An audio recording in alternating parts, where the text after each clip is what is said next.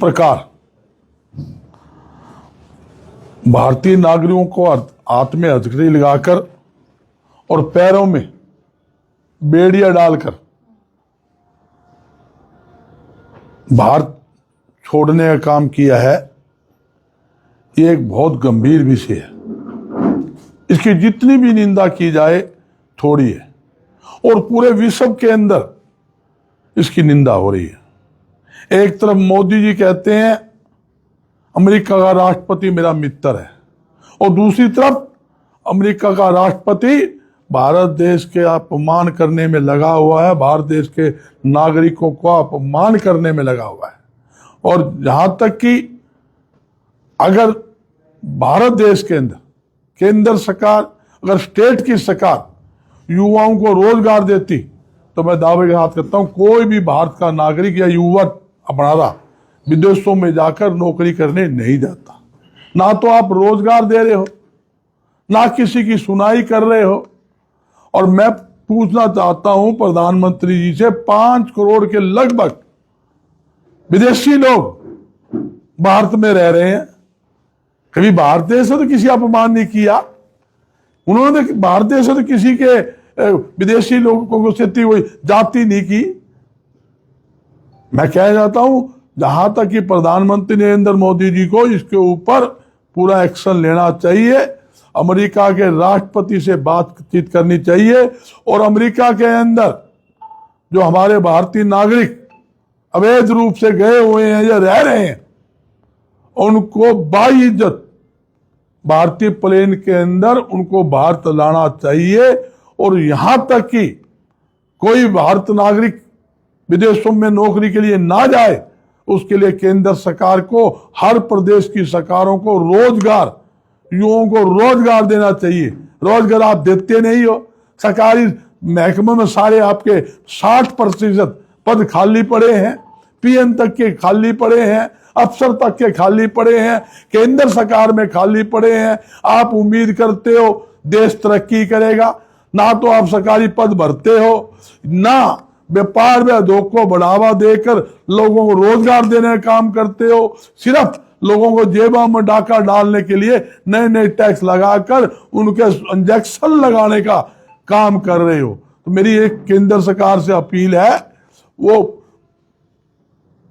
वहां के अमेरिका के राष्ट्रपति से बातचीत करके और जो भी उन्होंने गलतियां की है उसके ऊपर पूरा एक्शन लिया जाए। और एक नई बात वो बताता हूं, अखबार में भी आई हुई है, जो हमारे भारतीय के नागरिक जो अमेरिका में गए, काफी लोग रास्ते में मर गए।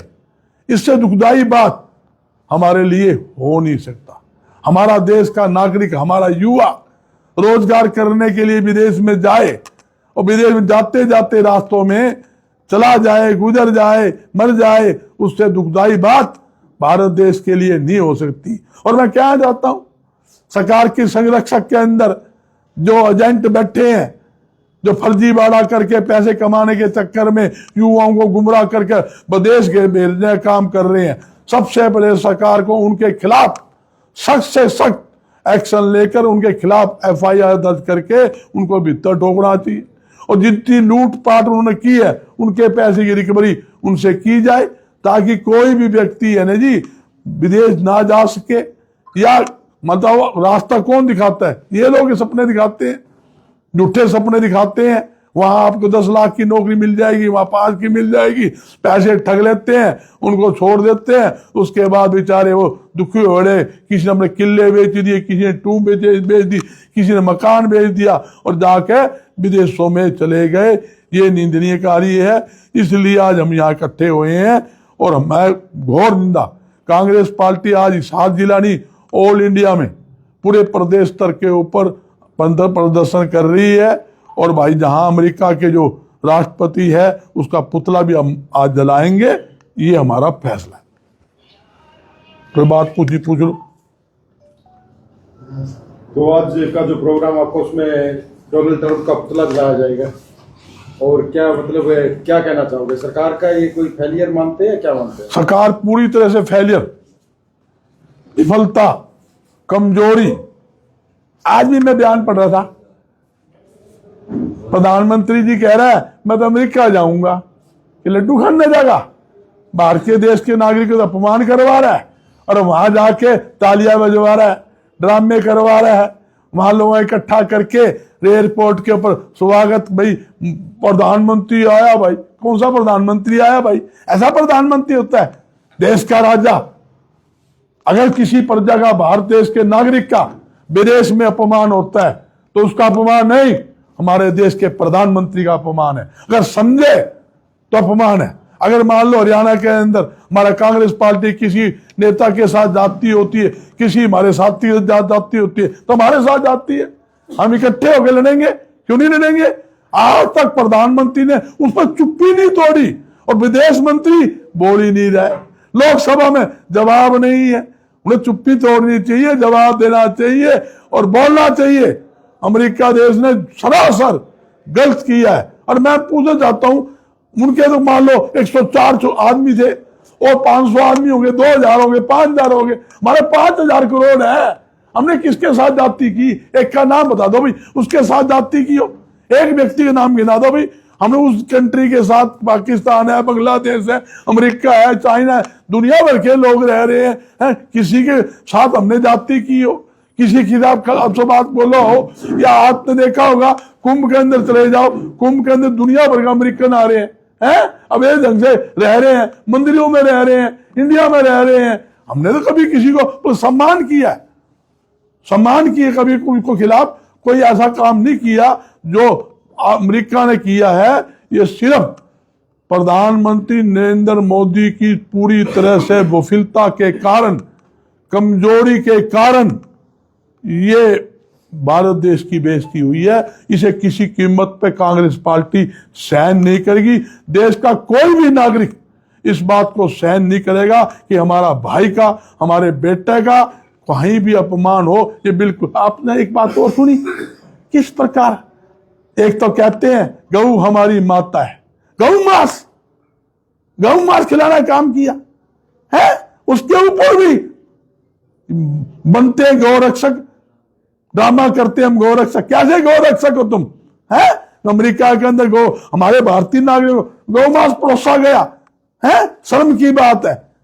वो गौ माता जिसको हम पूजते हैं, 33,000 देवी देवता जिसके अंदर वास करते हैं, जिसको हम पूजते हैं, वहां इतना घुनाना काम हो रहा है और जिनके मुंह पे ताला लगा हुआ है, कोई जवाब नहीं, कोई लेना नहीं, कोई देना। ये अमेरिका की पॉलिसी है। क्या पॉलिसी है ये? कौन सी पॉलिसी आ गई अमेरिका की?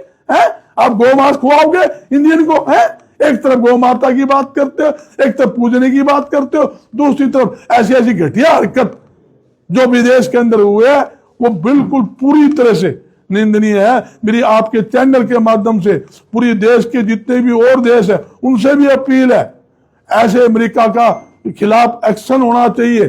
सभी देशों को अमेरिका के खिलाफ एकजुट होना चाहिए, क्योंकि वो पैसे वाला है, प्रभावशाली है, इसलिए कुछ भी कर देगा, किसी को भी नीचा दिखाएगा, किसी को गोमांस परोसेगा, है किसी के हथकड़ी लगा के उसको प्लेन के अंदर वहां कहीं छोड़ ही आएगा। ये कौन सा बात हुआ है? इस बड़ी आपने देखा, सुना ही नहीं। हमारी कांग्रेस पार्टी के नेताओं ने, सैकड़ों जो हमारे एमपी थे, पूरे एमपीओ ने और विपक्ष के जितने एमपी थे हथकड़ी लगा के लोकसभा में प्रदर्शन किया, तो भी कोई जवाब नहीं। तुम जवाब ही मांगा हुआ, तुम क्या करने जा रहे?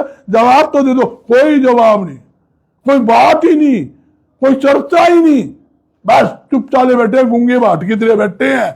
माल कमाए जाओ, खाए जाओ, हजम करे जाओ।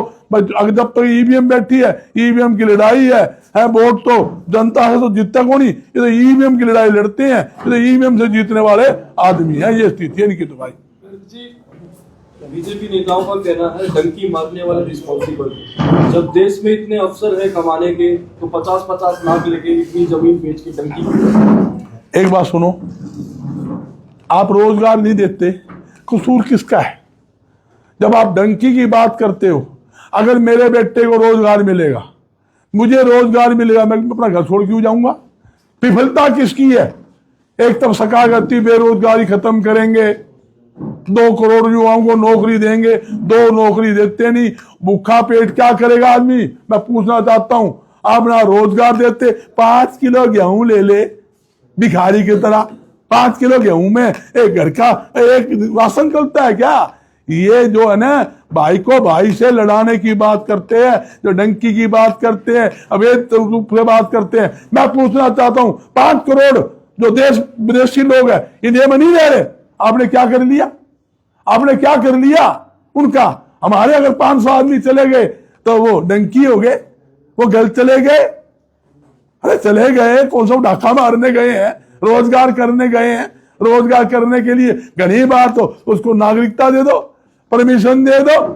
क्या स्थिति होगी? और ऐसी क्या फांसी टूट गई थी, तुम आप उसको गो मांस परोसोगे? ऐसी क्या फांसी टूट गई थी, आप उनके हाथों में हथकड़ी लगाओगे, पैरों में जंजीर डाल लोगे? ऐसा क्या उन्होंने डाका मार दिया था भाई, है?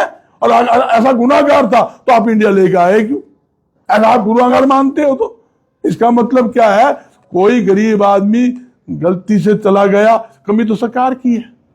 सरकार ने जो एजेंट छोड़ रखे हैं, जो लोगों विदेश भेजते ठगी करते, कौन कार्रवाई करी? सरकार की नजर में नहीं है क्या? ये सरकार के चेते होते हैं जिनके ऊपर तक हाथ है, माल कमाओ, खाओ और देके जाओ। ये स्थिति इस टाइम देश में बनी हो। कोलंबिया भारत का आप कैसे देखते हैं? कोलंबिया है, बड़ा वाइस भी है, हाँ, और यहाँ बेड़ियां डाल के आया, तो कैसे देखते हैं कोलंबिया भारत? देखो, मैं कह रहा हूं बिल्कुल साफ गलती है। आपको सारी बात बता चुका हूं। इससे निंदनीय काम तो हमारे देश में हो नहीं सकता। और जहां तक मोदी जी ने चुप बैठे हैं, सिर्फ वो ने लोगों को ड्रामा करने के लिए ने गोते मारे हैं, नाड़ से ऊपर ऊपर मारा, सीट तो डुबो को नहीं है। और वो कहा था उसके लिए मोहनलाल जी और हमारे प्रधानमंत्री पूर्व थे मनमोहन जी वास्ते रेनकोट पर के नहा रहे हैं। और वो आप खुद देख ले, गंगा में किस तरह नहा रहा है? आपके सामने ये सारे आप सबने सीन देख लिया। भगदड़ मच गई, किसी बोलन गोंदे, कितने आदमी मर गए महकुम के अंदर हैं। जो भी कोई नेशनल मीडिया की ताकत ही कोनी, वो तो दिखाता ही नहीं। आप भर के दिखावे, उसके खिलाफ पर्चे दर्ज कर दी आपके सामने। ये स्थिति हो रही है। लेकिन गरग जी, दिल्ली में कांग्रेस का वो लग गया गोता, कांग्रेस को तोड़ लग गया। ये तो ईवीएम का गोता लग रहा भाई। ईवीएम है, जब तक ईवीएम है आप भी समझते हो। हरियाणा में भी कोई मानता था क्या? एक आदमी भारतीय जनता पार्टी नेता नहीं मानता था कि भी हरियाणा में बीजेपी आ सकती है। सबको था भी कांग्रेस आओगी, 60 आ जाओ, 65 आ जाओ, 72 आ जाओ। फिर भी खेल खेल गए न, ईवीएम जीत गई न। जनता से हम जीतते हैं, ईवीएम से वो जीतते हैं। और इतनी जीत थी तो इनके सारे मंत्री हार गए। एक अनिल विज रह गया, वो मंत्री पद से इस्तीफा दे दिया था, खाली विधायक था, बच गया। नहीं, सारे हार गए, रोक लेन देन ने। ये सब एक आप सबको पता है। हमने यही मांग की है, नगर निगम का चुनाव बैलेट पेपर पर हो, ईवीएम से ना हो। ये धांधलीबाजी होनी है, ईवीएम सेट कर रखी है। आजकल ऐसे ऐसे सिस्टम आ रहे हैं, 2 मिनट में इलेक्ट्रिक सिस्टम कहीं सेट कर लो, सेटिंग की दुकानदारी है। ये जैन करके ऐसी बदमाशी करते हैं। आप देखो वोट कब होगी, गिनती कब होगी, कितना गैप रखा है, क्यों रखा था क्या भाई? नगर निगम का चुनाव है, पासा चुनाव है, आज गिनती हो 2 दिन बाद कर लो।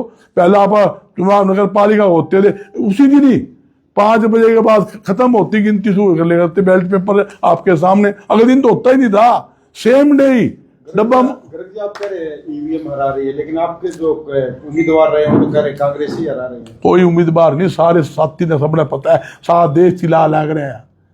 एक कांग्रेस के सारा देश चलावे, सारे जितनी भी है, ममता है, सपा है, और जितनी पार्टी है, शरद पवार है और है सीपीएम, सारी पार्टी चिल्ला लग रही है।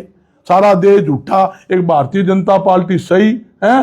सारा देश तो चोर, ये भारतीय जनता पार्टी ठग, वो ईमानदार हो गए। 5 स्टार होटल, 7 स्टार होटल की तरह ऑफिस बना लिए, नंगड़ होए करते। 4 रुपए का डोल कौन था, आपके सामने है। हम तो इतने साल से देखो आपके सामने है, देश की आजादी 1947 से पुरानी पार्टी है। हम तो जो पहला बना रखा ढूंढ वो ही हो, यो रिपेयर को नहीं होता हमारे से। तो उनके जाकर देख लो, है 5 स्टार की तरह। दिल्ली में जाकर देख लो, कोई अलग स्टेशन हो, जींद देख लो, हिसार देख लो, हर स्टेशन देख लो, अरबों रुपए की जमीन ले ली भाई, है सरकारी जमीन लाट करवा गया। सेक्टर 14 बल्ले बल्ले, बढ़िया काम कर रखा है। ये स्थिति है। इलेक्शन में सिंपल पर लड़ने जा रहे हैं। बिल्कुल लड़ेंगे, नगर निगम का लड़ेंगे, पार्षद का लड़ेंगे, फैसला हो लिया।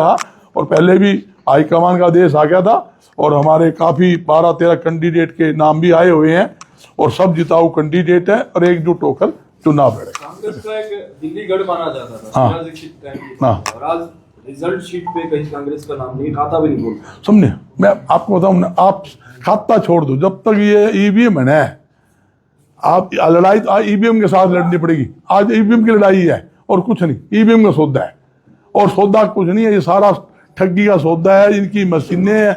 और ईमानदार बैलेट पेपर करवा लो, नगर निगम करवा लो, पता लग जाएगा। नगर निगम में करवा लोगे तो पता लग जाएगा, इनको अपना सिस्टम पता लग जाएगा, ये स्थिति है। Thank you.